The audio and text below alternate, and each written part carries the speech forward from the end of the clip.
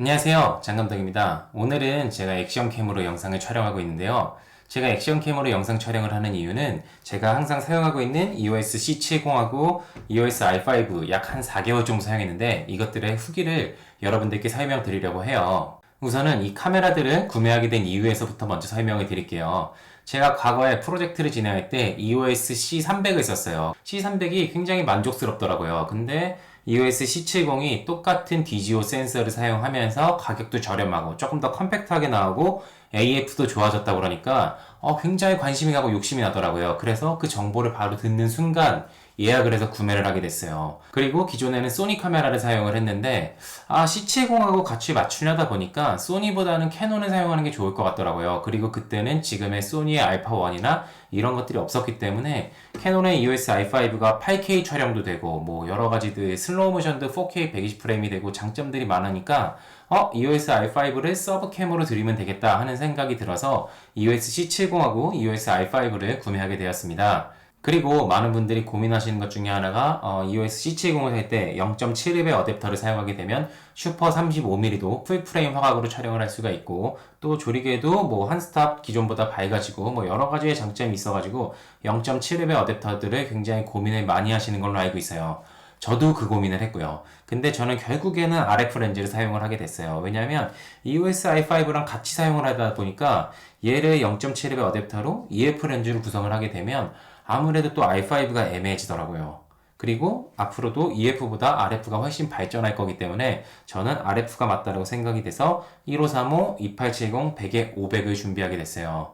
항상 프로젝트를 나가게 되면은 이렇게 기본적인 세팅으로 준비를 해서 나가게 되는데요. 슈퍼 35mm가 조금 애매할 때는 서브캠인 EOS R5로 촬영을 하고 뭐 이런 식으로 촬영을 하게 되는데 어느 순간부턴가 C70이 메인인지 R5가 메인인지 조금은 헷갈리는 생각이 들더라고요. 왜 그런지 이제부터 여러분들께 한번 설명을 드려보겠습니다. 첫 번째로 C70하고 R5를 맞춰서 구매를 하게 된 이유는 색감 때문인데요. 아무래도 두 카메라를 작업을 하다 보니까 타 제조사인 소니보다는 캐논끼리 맞추는 게 색감을 맞추기 굉장히 편하다는 생각이 들었어요. 그래서 두 개를 구매해서 이제 색감을 촬영을 해봤는데요. 표준 색감일 때는 같은 캐논 제품이라고 하지만 색감이 조금은 차이가 있더라고요. EOS R5 같은 경우에는 우리가 흔히 이야기하는 캐논 색감, 굉장히 예쁜 색을 나타내는 반면에 C70은 R5 대비 채도랑 대비가 낮았습니다. 물론 저는 촬영할 때 뭐 표준 색감을 많이 사용하지 않고 로그 촬영을 하니까 그럴 수도 있지 하면서 로그 촬영을 했어요. 최근에 캐논이 EOS R5가 캐논의 Clog3를 업데이트를 하기 전에는 그냥 Clog만 있었거든요. 그리고 EOS C70은 Clog2를 사용했습니다. 그래서 로그 촬영을 같이 해봤는데요. 동일한 럿을 사용을 했는데 자세히 보면은 표준 색감하고 똑같이 로그를 사용을 해도 EOS R5가 채도랑 대비가 높은 것을 볼 수가 있어요. 이렇게 보면 확실히 채도랑 대비가 로그여도 R5가 높다라는 것을 알 수가 있죠. 자, 그러면 이제 제가 색감을 맞추기에 편할 수 있는 거는 얼마 전에 업데이트된 Clog3밖에 없어요. 로그3는 얘도 같은 로그3이기 때문에 기대를 걸고서 Clog3로 프로젝트나 촬영을 진행을 했습니다. 자, 이렇게 보면 약간의 차이는 있지만 자세히 보지 않으면 구분이 돼 있지 않을 정도로 비슷하더라고요. 동일한 럿을 적용했을 때 정말로 자세히 보지 않으면은 약간의 색감의 차이를 구분하지 못할 정도로 비슷하더라고요.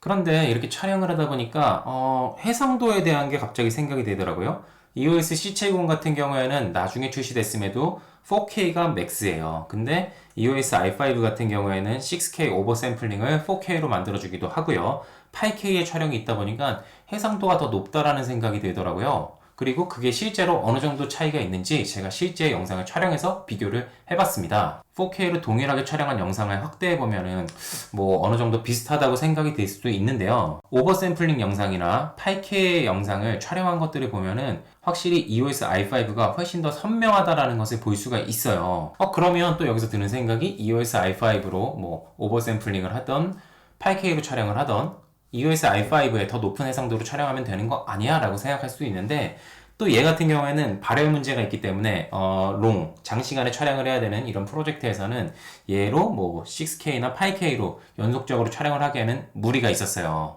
물론 영상에 대한 결과물은 제가 굉장히 만족스럽고 좋아서 지금도 사용을 하고 있는데 뭔가 그런 약간의 찝찝함 그런 것들이 남았습니다. 자, 그리고 두 번째는 AF인데요. 저 같은 경우에는 유튜브를 혼자 찍다 보니까 준비해야 되는 것들이 되게 많아요. 처음에는 EOS C70을 가지고 유튜브 촬영을 많이 했는데요. 카메라를 이렇게 챙기고, 여기에 삼각대를 챙기고, 뭐 제가 예를 들어 드론 컨텐츠 같은 경우에는 드론까지 챙기고, 마이크도 챙겨야겠죠? 이런 장비를 챙기다 보니까 짐이 너무 많아지는 거예요. 그래서 여기에 이제 모니터 같은 것들을 장착하지 않고, 이 상태에서 이 스위블 액정을 통해서 영상 촬영을 한다고 봤는데, 생각했었던 것보다 슈퍼 35mm다 보니까 크랍이 되는 것 때문에 제가 생각보다 멀리 뒤로 가야 됐어요. 그러다 보니까 이 스위블 액정이 잘 보이지가 않았고 AF가 어느 정도 업그레이드가 많이 됐으니까 이 AF를 믿고 영상을 촬영했다가 낭패를 본 적이 굉장히 많았어요. 얼굴 인식이나 이런 것들이 제가 생각했던 것처럼 명확하게 잘 되지가 않았고 어느 순간에는 영상을 사용할 수 없을 정도로 AF가 들어갔다 나왔다 들어갔다 나왔다 하면서 조금 실망감을 많이 주었어요. 그래서 제가 이 터치식 AF나 AF를 제가 한번 비교를 해봤는데 얘가 더 비싸고 얘가 더 상위 레벨의 카메라인데 설마 R5보다 후지겠어? 라고 했는데 R5보다 후지더라고요. 지금 영상을 보시면서 아시겠지만 R5는 얼굴 인식도 조금 더 뛰어나게 잡고 터치로 포커스를 바꿀 때도 EOS C70보다 R5가 더 정확하게 잘 바뀌는 것을 확인할 수가 있었어요.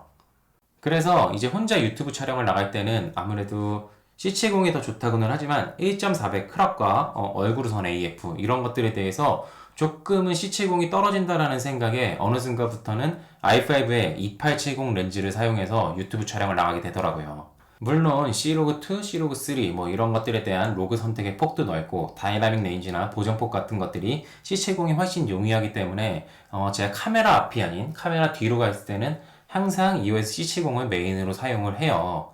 엔디페이터나 이런 직관적인 버튼들 그리고 뭐 마이크의 성능 이런 것들은 당연히 EOS C70이 훨씬 앞서기 때문에 EOS C70이 더 좋은 카메라라고 할 수가 있어요. 근데 갑자기 제가 EOS C70을 굉장히 칭찬하고 있잖아요. 그 이유가 뭐냐면 이제 EOS C70을 R5 대비 엄청난 거를 하나 욕하기 위해서예요. 빛이 충분한 상황에서는 EOS C70도 굉장히 좋은 결과물을 보여줘요. 영상이 굉장히 예쁘고 좋은 결과물을 보여주는데 우리가 어떤 영상이나 프로젝트를 진행하다 보면 꼭 빛이 되게 광량이 좋은 상황에서만 촬영하게 되는 게 아니잖아요. 저조도 상황에도 굉장히 많이 놓이게 되는데 제가 이 두 가지를 저조도를 촬영을 하면서 굉장히 깜짝 놀랐어요. EOS C70하고 EOS R5는 ISO 8000부터 저조도에서는 차이가 꽤 나기 시작하더라고요. 특히나 많이 넘어버리면 상업적인 경우에서는 C70을 절대 사용하면 안 된다라는 생각이 들 정도로 노이즈 억제를 못했는데요. 캐논이 저조도에 약하다는 인식이 있지만 i5는 그래도 노이즈 억제를 좀 잘한다라고 생각이 되면 C70은 뭐 12800, 16000, 25600 이 정도는 사실 정말로 뭐 있으나 마나한 51200은 뭐 말할 수도 없죠. 그러면 이제 많은 분들이 역시 FX6 소니가 답인가? 라고 생각하실 수도 있을 것 같아요. 근데 제가 기존에 배 작가님하고 FX6하고 C70 비교했었던 영상을 보게 되면 사실 C70이 색감이나 해상도 이런 것들이 뒤처지지가 않아요. 소니의 FX6도 4K 이상을 촬영해 주지도 않고요. 뭐 여러 가지 색감 같은 경우에는 호불호가 있지만 저 같은 경우에는 캐논이 여러 가지로 더 직관적이고 활용하기 좋다라고 생각이 돼요. 그렇기 때문에 저도 당연히 EOS C70을 선택을 한 거고요. 물론 풀프레임과 슈퍼 35mm 차이가 있다라고 생각이 되고 저조도 같은 경우에서도 소니는 굉장히 저조도에서 노이즈 억제가 뛰어나기 때문에 그런 면에서는 FX6가 뛰어나다고 할 수 있으나 어느 정도 면에서는 굉장히 대등하거나 앞서는 것도 있다라고 생각이 듭니다.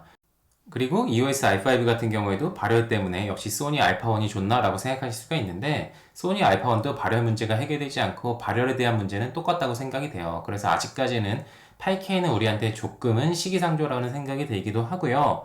뭐 EOS R5보다 알파1이 훨씬 비싸기 때문에 가격 대비나 여러 가지 생각을 했을 때 R5가 절대 뒤처진다고 생각하지 않습니다. 그러다 보니까 여러분들께서 뭐 소니나 캐논 이런 것들을 고민을 하실 때는 어떤 게 나한테 맞는지, 어떤 게 나한테 색감이 더 맞는지, 어떤 거를 내가 어떤 식으로 기능을 활용할 때 그게 더 직관적으로 운영이 가능한지 이런 것들을 보시고 비교하는 게 가장 좋으실 것 같아요.